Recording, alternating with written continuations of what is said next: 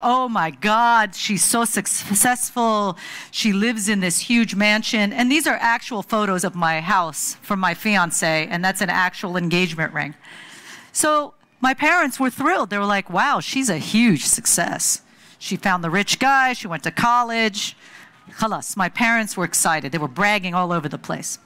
Well, as time went on, and I was, getting ready to get married in this crazy house and live in this crazy house in Silicon Valley, where I'm from, right? I was like, wait a minute. Who am I?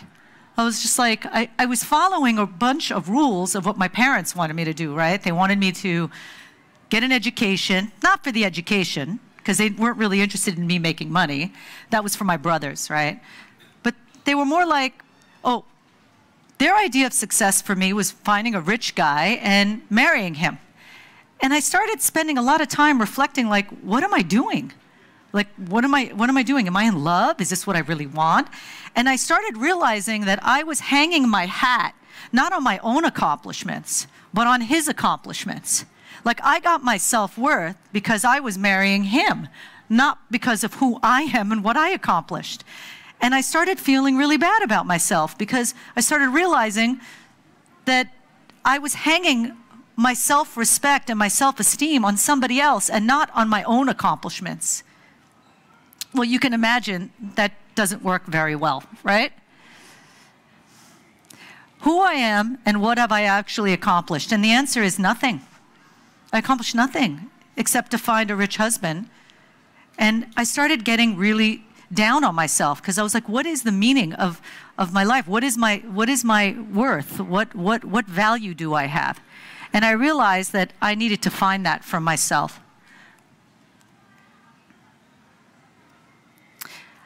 I started realizing that I'm really sad for this generation of women. And as I'm speaking at this pavilion on behalf of women, what happened to us, guys?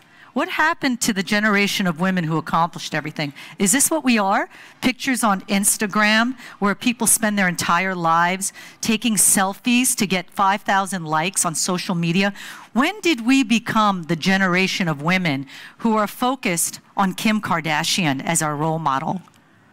That saddens me as a woman, because is that what we are, looking pretty, outlining our lips? Is that what we've accomplished? And I realized that that was kind of the goal that I was going after, looking pretty, but for the wrong reasons.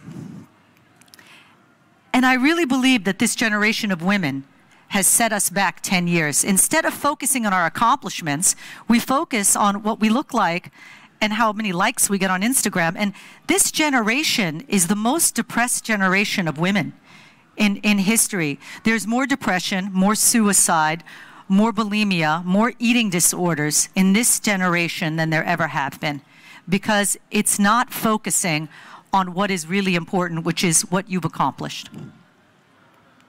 I went on to find a company called Fetchr. But before Fetchr, I founded a company called Fetchr.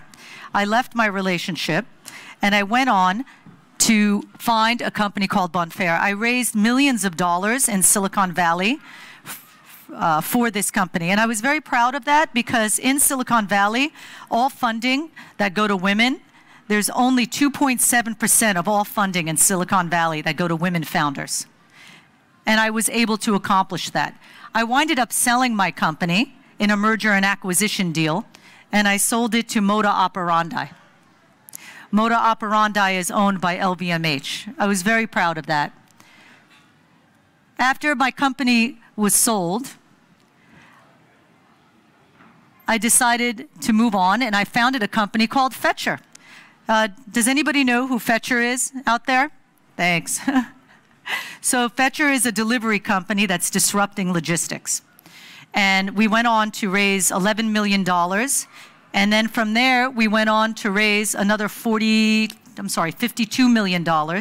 And we're about to close another $100 million. Very proud of that. So going on from being a woman who has not raised one company, but now two companies, I'm actually maybe 1% of all women in the entire world who've ever raised the kind of money that I have, and I'm very proud of that. So I have been on the cover of Forbes Magazine. We are now the #1 startup in the Middle East. Our lead investors are from Silicon Valley. We are also the first company in the Middle East ever to be funded by the #1 venture capitalists in Silicon Valley, which is a huge step because it focuses Silicon Valley's funding on this region of the world. Silicon Valley in the past has never raised money from the Middle East because they usually go to India, China, and unfortunately, you know, they don't come here. They don't believe that there's talent here. So by building Fetchr, we've done something really remarkable. We focused the light. We focused the light on the Middle East. So now our investors say, hey, you're doing really well. Are there other companies out there like Fetchr that we can look at? Because we never really looked at the Middle East before. And I'm really proud of that because as an Arab woman, to be able to open the door for other Arab women to raise money is something that would be huge for me to be able to open that doorway because with the success of Fetchr. So Fetchr, just so I can tell you what Fetchr is, we're disrupting logistics. And what we do is last mile delivery. We are in 6 countries, Saudi Arabia, Bahrain, Jordan, Oman, Abu Dhabi, Bahrain, Egypt. So we're in all over the Middle East. And what we're doing is disrupting logistics, which is kind of similar to what Uber does, which is we're trying to solve the problem of no addresses. So instead of having an address, and everybody knows who lives here in the Middle East that there are no physical addresses, right? What we're doing is using your cell phone number as your physical address. And therefore, we don't need an address. We just need your digits. And we can deliver the package wherever you are. And we have that patented, not only in the United States, but we have that patented in all the Middle Eastern countries as well. And the patent is that we can use your cell phone number as your physical address. And we're proud of that. So that's what Fetchr does, right? We have a solution to a problem, and that is why we've been funded. Majid Al Futtaim is also one of our biggest investors, if anybody knows who Majid Al Futtaim is. So we are in the process of raising another round of funding, and we're really proud of that. And I think I'm particularly proud of it, standing in front of you as an Arab woman, trying to make a difference. And what my message is, and it's mostly to Arab women, they're smart, they're capable, and they're determined. And I'm really proud to be able to be an example for other women to be able to do it. I'm nobody special, and I was going down the same path that every woman was going through. I was trying to make everyone happy, but not myself. And I truly am a spokeswoman for women who set goals and that accomplish them. You don't have to have a company, right? Whatever the goal is, you get your self-esteem by doing this. You get your self-esteem and your self-respect by setting a goal and then accomplishing it. And that really is what has made me grow as a woman and as an entrepreneur. And that's the path a little bit about Fetchr. So to go on, I always speak about this, and I say, this is where I live now. Just give you a little bit, my little apartment. And I'm happy. And I'm happier than I've ever been because I feel very proud of who I am and what I've accomplished. And my self-esteem comes from setting goals and then actually hitting those goals. And that's something that I am today. So I always try to give back to other entrepreneurs and ask them, you know, people ask me all the time, how did you get here? How did you get funding? And part of my goal with Fetchr and as a woman entrepreneur is to constantly give back. So I always try to help out. My door is always open for entrepreneurs, like how did you raise funding? How should I do a convertible note? What type of percentage of equity should I give away? Do I give away equity in the convertible note? You know, how do I get investors? Do I focus on investors in the Middle East? How do I get investors in Silicon Valley? So these are the kind of questions that I always get asked, and I'm always here to help and answer. So what I'd like to do is open a session to you if anybody has any particular questions, because I think it's good to get the audience involved. I love to get the audience involved. Does anybody have a particular question? No? Wait. Oh, wait, who's going to give you the mic? When you started the company, what was like your first goal or your first mindset that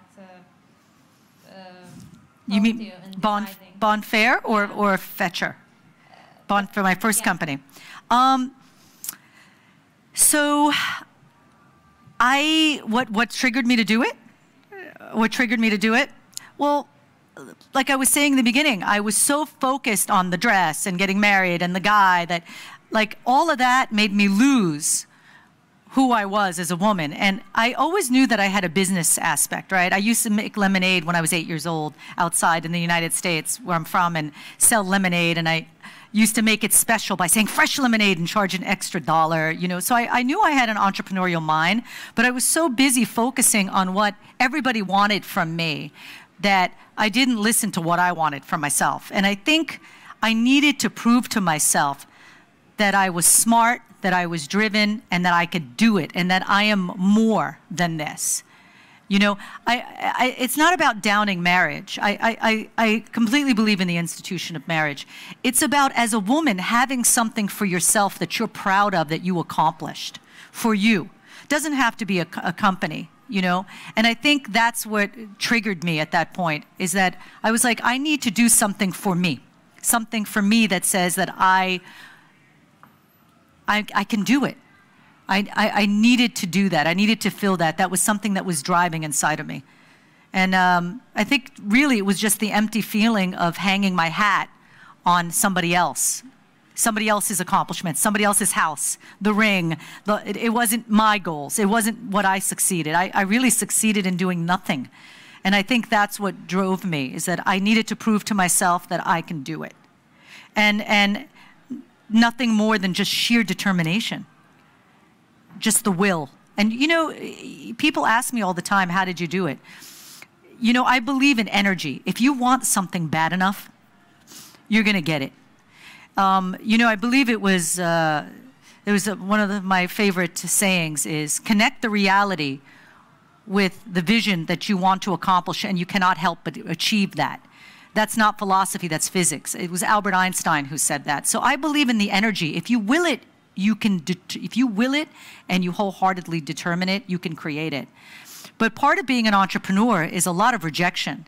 And I can tell you, I've had thousands of doors slammed in my face. And I say this to everybody who's starting a business. If you're the kind of person who cares about what everybody thinks, then you can't be an entrepreneur, because it's about being rejected every single day. Your idea stinks. Your vision stinks, don't like what you have to say, don't like your presentation. I mean, I literally, and I promise you, have had at least 120 people tell me, not interested, before I got the 121st that said, I like your idea. But if you're the kind of person that takes that personally, then there's just no way that you can be an entrepreneur. And I'm not that kind of person. I'm not driven by, you know, what everyone thinks. I care more about what I think. So, and I think that's the DNA of an entrepreneur, is about caring what you think more than what everybody else thinks. That's real self-esteem, knowing who you are, right? Does anybody? Yeah. What if, like, hold on. What if, like, a person has the drive but doesn't know how to deliver or how to start, or like, what if a person wants to really stand out? How can one do that? Determination. And I say that all the time. Sheer will and determination. I mean, Steve Jobs was kicked out of his own company, and he came back a winner. And he didn't let it hit him in the face. He put in his mind, okay, you kicked me, but I'm going to come back. What you have to do is put together a business plan. Like, what's your idea, right? And you have to ask yourself, right, are you looking to be an entrepreneur and grow the business, or are you looking to have a business? It depends on what your vision is. Is it a small business? And do you need money? And if you need money, then what you need to do is put together a presentation, a professional presentation. And if you can't do it, there are a lot of people who can, because I can't put together a presentation either, so no sweat. But I hired someone to put together a presentation. But your vision has to drive it. So you need to find someone, sit down, and say, this is what I want to accomplish. This is what I want to accomplish in the first 3 months. This is what I want to accomplish in the next 6 months. Don't put your vision out there like, oh, next 5 years, 10 years, because you're not going to reach it. Put goals and hit those goals, because that is, oh yeah, it gets you excited, because you're like, you know what? I set these goals for these 3 months and I did it. And then what you need to do is go out and raise money. And friends and family. Even me, and when we started Fetchr, we got friends and family money. We started first $100,000 with friends and family. That's how all companies, that's how Google got started, that's how Facebook. So you go to your friends and your family and you say, I have an idea, and this is what it looks like, and this is what it's going to be. And you put down in black and white what your goals are and how you're going to reach it. I'm in the process of helping a woman right now who is doing a makeup line, and it's a halal makeup line. And she's brilliant. And she's actually sitting down and reaching these goals, and I'm helping her with these goals, and I'm so proud of her because she left everything, her job and everything, because she's like, I believe in this. I'm passionate about it. So you got to be passionate about it, and then you got to be organized. Put together a PowerPoint presentation, put together the first 3 months, the next 6 months, and hit those goals slowly, and go out and raise money by just talking to everybody you can about what your idea is about. Just keep going. Keep going. But you got to ask yourself, right? Is this something that's going to change? Like, it depends on how big you want to go. Like for Fetchr, we're disrupting an industry, right? Like Uber disrupted the taxi delivery service, right? What are you trying to achieve? Like, who's your audience? And you got to be major. You can't be everything to everyone. And that's the mistake a lot of entrepreneurs do. They're like, oh, I'm going to sell this, I'm going to sell that. You sell to everybody, you sell to nobody. You got to be focused on who's your audience, and then you got to go after them laser focused. So I could talk to you after what it is and give you some advice, because it's kind of hard unless I have an idea. How can one stand out as an individual as well? Do you think that's important, being an entrepreneur? It depends on what it is. If you're selling a product, you're selling you. At the end of the day, when I was pitching for Fetchr, 9 times out of 10, the investors don't invest in the idea. They do invest in the idea, but they invest in the person. Every venture capitalist I've ever raised money from said to me, we invest in people. So they see the passion and the drive in your eyes. I mean, when I go in and I pitch from here. Again, energy. If you truly believe, you know, people say to me, oh, I have to sell it. I don't believe in selling. If you believe in something, then that energy is going to come across. You don't have to sell it. The person sitting across the table is going to feel it, and they're going to be like, wow, she really believes in that. I don't believe in teaching anyone how to sell. I believe in you believing in what you're doing and that energy coming across. That's natural sales. So that's really what it is about. No one's going to buy what you're buying unless you truly believe in what you're selling. No, I'm just...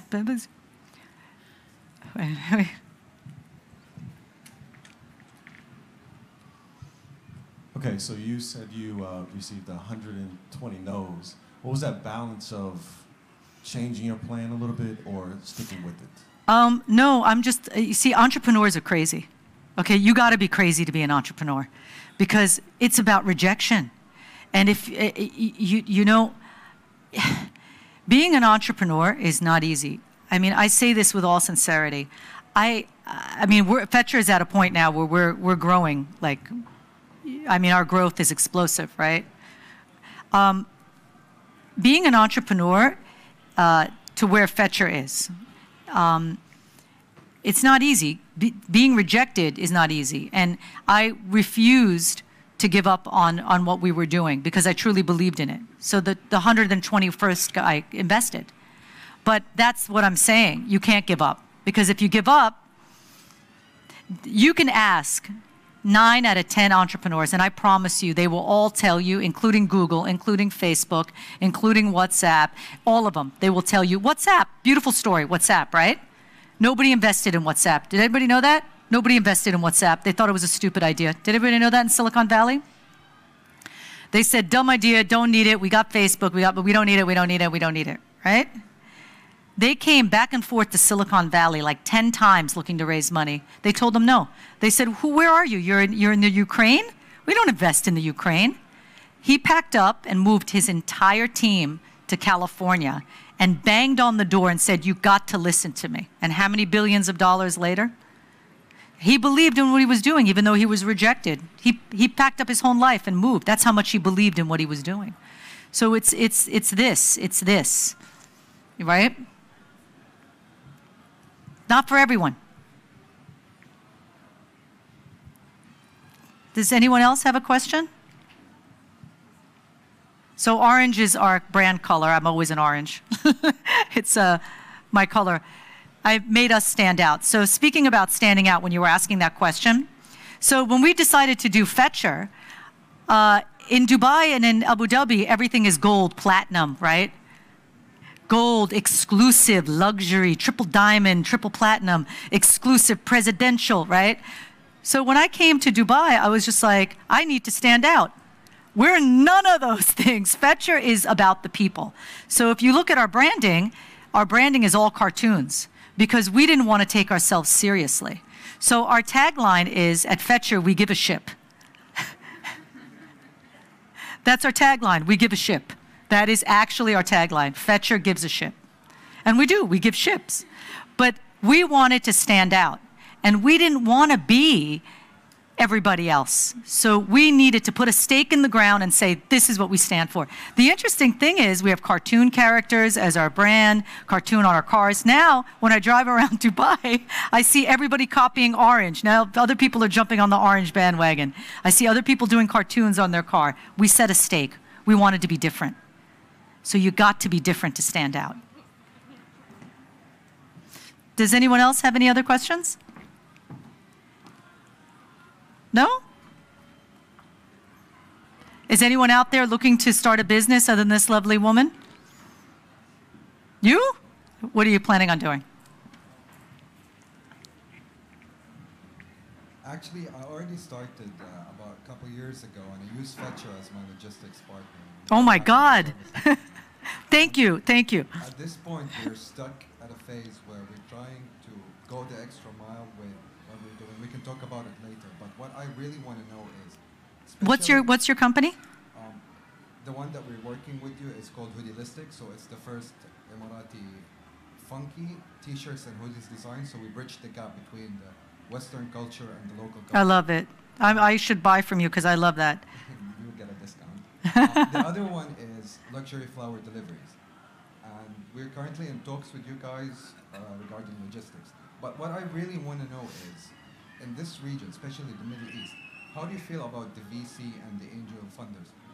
Where is this, and where should entrepreneurs or people are willing to go to get outside the trend of being an employee and becoming an employer, go and focus on? So it's a great question.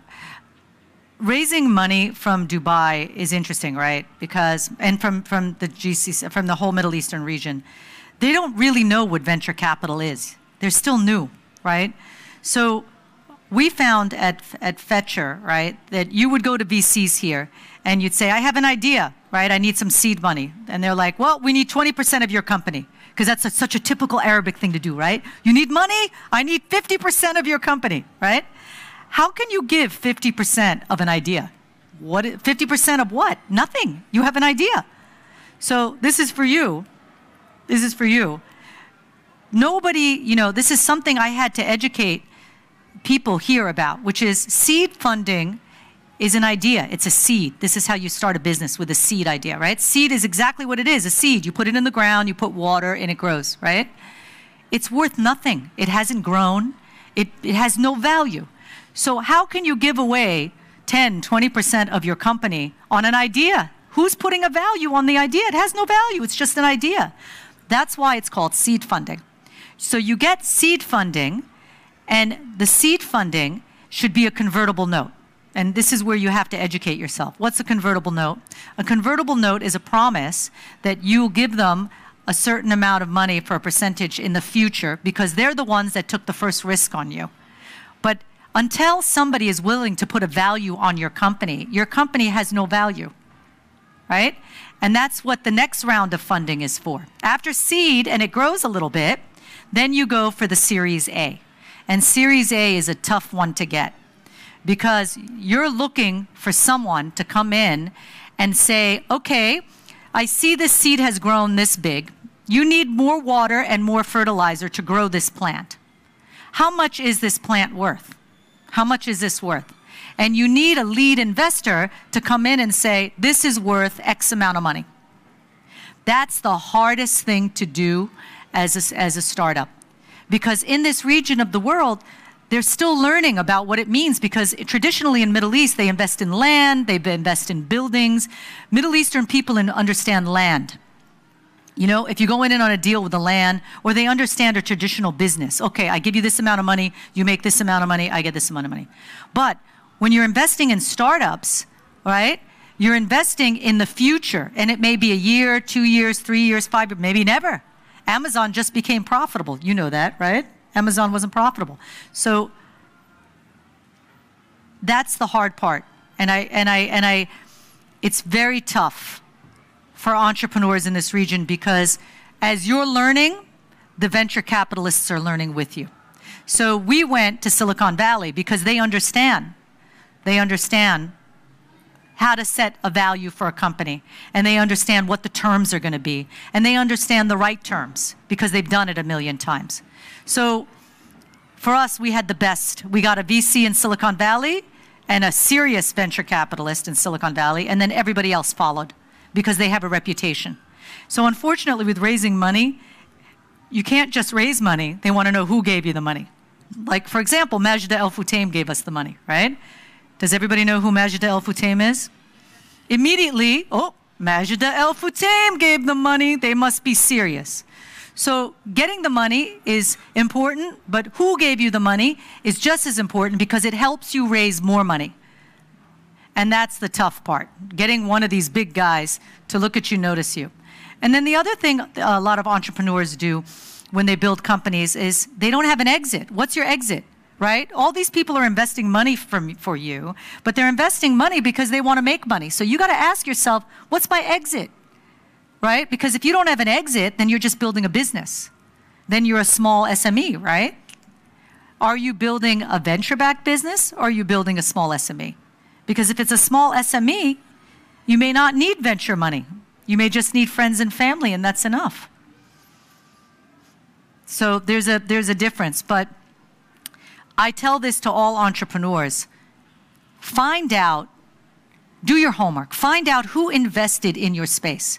If you find your space, find out who was a success story in your space, and find out who the investors are that invested in that space. So for example, when I invest in logistics and tech, right, I look for the investors who've invested in other logistics companies, like maybe Uber, maybe Kareem. I look for them, and I'm like, oh, they're in this space. But there are some who only invest in biomedical. So pitching them is a waste of your time. The best thing to do is find out who is invested in your space and go after them, because they're interested in your space. So you got to do your homework, right? Do your homework. Thank you very much. I hope that was some good advice. Right? Any other questions? Anybody else starting a business? No? I'm dying to hear what you're doing. Anyone else starting a business? No? Anybody else want to start a business? No? So these are the kind of things, I mean, just wanted to tell you, I'm a lot happier now, guys. I'm living in this tiny apartment, but I'm doing little steps to grow. And I'm proud of myself, and I have a lot of self-esteem. I've never taken a selfie of myself in my life.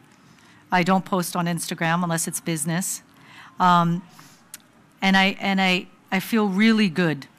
And I really love women who accomplish things with their brains, not just their beauty. I'm a huge advocate of women who do things with their brains. You could be pretty and smart, and you can have a husband and still be smart, and you can have the kids and the family. You can do that too. I just always speak to a lot of women about doing something that's for them, because nobody can ever take that away from you, and that's where you get your happiness and your self-esteem, and I know it has worked for me, setting goals and reaching them, and then the next goal for Fetchr is going to be pretty huge. So I'm proud of that. So my ultimate goal, I want to be on the cover of Forbes in the US. That's I would love to have that goal. That would be my dream. And to go out and be a spokesperson to actually help other women when Fetchr is a success story, and I'll have more time to actually go out and help women to break away from these traditional roles, right? of what is a traditional role of being a woman. And it's not just the Middle East, right? It's all over the world, right? There's a huge backlash now as we celebrate women, you know, even in the United States, right? Of all funding in Silicon Valley, forget the Middle East, only 2.7% go to women.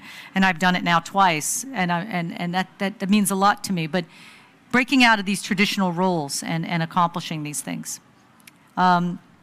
So that's a little bit. But if anybody has any other questions, I don't want to keep chewing your ear. Are we out of time, or we're still got more time? We got time? So we got plenty of time. Does anybody have any questions at all? No? We got time. No? No questions? Let's see. Does anybody want to hear anything in particular about Fetchr, or anything in particular about Fetchr as a company, or no? Yeah. Yeah.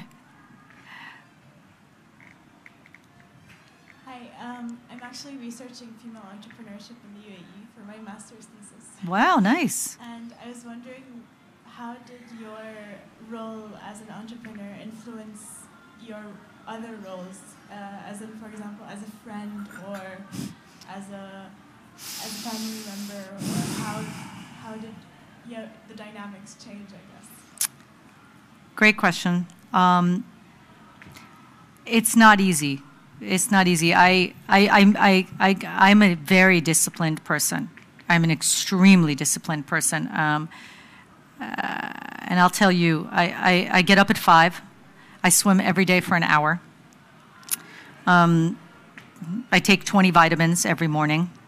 I eat kale, spinach, broccoli. Every morning I have my green juice. And I'm at my desk at 7:30, 8 o'clock, and I come home at 9. So, and on the weekends, Friday's my only day off. I usually have Saturday for myself. And even then, I'm answering emails. So how has it affected my friends, my family? It's affected it dramatically. I'm on a mission, right? And I'm focused.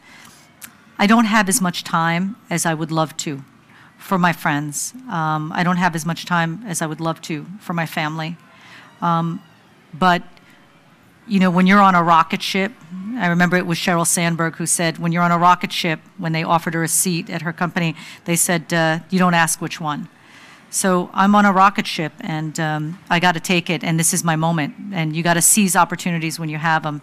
And yeah, my friendships, my family life, absolutely have suffered. You just don't have the time. You just don't have the time. When you're an entrepreneur, and this is the other thing I want to tell you, which is interesting, is that you're on a treadmill, right? You're on a treadmill. You're running on this treadmill. You're not profitable. Everyone thinks Fetchr's profitable. We're not profitable. You got to hit profitability, and you got to get those numbers up, and you got to continually raise money, because if you don't continually raise money, you're out of business. I'm out of business if I don't continue. So I'm running. I'm running on this treadmill, and I have to get the numbers to a point where the investors are interesting enough. They're like, okay, to give me more money. If the numbers are not interesting enough, then the investors won't give you any money, and then you're out of business. Literally, you're out of business. So I go to bed every night saying to myself, I got to hit my numbers, or I'm out of business. So you're running on the treadmill, and you're focused, because I mean, we have like 4,000 employees. I have 4,000 people to feed, right? If I don't get these numbers and the next round of funding, I'm out of business. So I don't have the time. I got to keep running. And the treadmill keeps going. And for all of you who are entrepreneurs, you know that, right? The treadmill never stops. It never stops. And you can't get off. So it's tough. It's tough. There are a lot of sacrifices, but there's huge rewards. It's huge. 90% of all startups fail. That's a fact. Does everybody know that? 90% of all startups fail, right? And Fetchr is doing amazingly well, thank God. And but you know, who's driving it? A little bit of luck, a little bit of right place, right time, the stars align, drive, good team. You know, there's a story in Silicon Valley called Evernote. I love this story. They couldn't raise any money. Their numbers were not high enough. And they literally went to the employees, the CEO, and he said, listen, I'm really sorry. We were on this treadmill, and we hit the numbers, but they weren't that interesting enough that the investors were going to give us money. So I'm sorry, we're going to have to close our doors. Literally, we're going to have to close our doors. And Evernote, you can look it up, he went in and he said, I'm really sorry. And the CEO closed the doors and said, everybody, goodbye. And this was after like 6 years of building the company and raising more money and more money. This treadmill, the treadmill stopped. The numbers were not high enough. Anyway, about 3 days after he made the announcement, one of the venture capitalists, I believe it was Sequoia, came in and he said, we're going to give you the money. We're going to give you the money. And he actually went back into his office and he goes, guys, the factories are up again. Anyway, they IPO'd for a multi-billion-dollar company. But guess what? One day later, they would have been out of business because this treadmill. So there's a lot of crazy things that go in to running a startup, right? This could have been one of the 90% that failed. But for the luck of the draw, it just succeeded. So this is what suffers. It's the constant stress of running on a treadmill. And I'm exhausted. And I'm exhausted. But got to keep going. A couple of cup of coffees and thanks. So, yes, it suffered a lot. Let's not talk about my love life. I can't remember the last time I went to dinner. Yeah, but you know what happens as well, too, as a woman, as you succeed, you also intimidate a lot of guys. So that'll happen, too, because then you actually, you know, so. Anyone else have any other questions? No? I find it interesting that you guys are here in the audience because you're not like, where are you from, if you don't mind me asking? You live here in Abu Dhabi? You what? You're from, oh, okay. So what brought you to listen to me? I mean, you must be bored out of your mind. Not at all. Well, we were just passing and somebody invited us in and said, this is what you're going to do. No way. So this that sounds interesting. Well, I hope it was something, I don't know if you're starting a startup, but. No, I'm actually on the other side. I'm looking at opportunities to invest in. Oh, are you a VC? Yeah. No, but aspects of it. Oh, a wannabe VC. Yeah, yeah. No. So, yeah, well, there's a lot of great startups happening in the Middle East. I mean, I know that our venture capitalist, NEA, New Enterprise Associates, they're our lead investor. The top three is NEA, Sequoia, Greylock. These are the big boys. And NEA came to me. They were just here visiting us. They said, if you have any other great startups that are great, you know, throw them our way. And every entrepreneur tells me, please introduce me to a, you know. That's the difference about Silicon Valley, which I love, is that I'm going to say something really interesting since you're on the other side. These venture capitalists in Silicon Valley, they have a fund, right? They make money if their fund succeeds. They make money. If they bring in a winner, they make money. So it is in their best interest to go out and seek opportunity because the interests are aligned, all right? Where in the Middle East, the people who are investing don't make money. So they're not really interested in looking for the next best thing. Where in Silicon Valley, the VC's jobs rely on you, the entrepreneur. So if you don't come to them, they're going to go somewhere else. So they're interested in looking for you. So if you knock on the door, they're like, come on in, I want to hear what you have to say. Because in Silicon Valley, they have FOMO. Does everybody know what FOMO is? Fear of missing out. If you don't go to one venture capitalist and they don't want to see you, they'll go to the other one. And they may be $1 billion company. So in Silicon Valley, the entrepreneur is the king because the VCs need you. Where in the Middle East, it's different. They don't need you.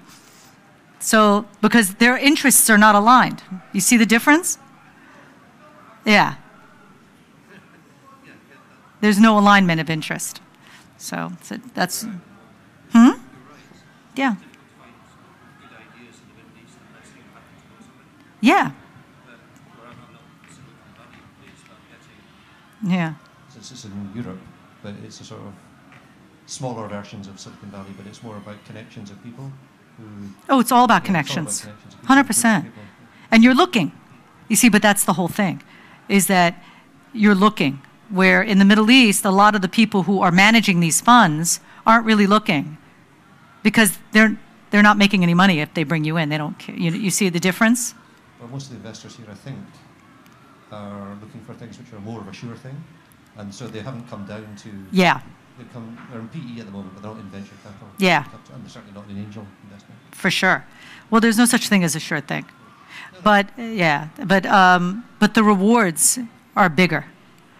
You know, and they're faster, and especially in tech and logistics. It depends on what the industry is, right?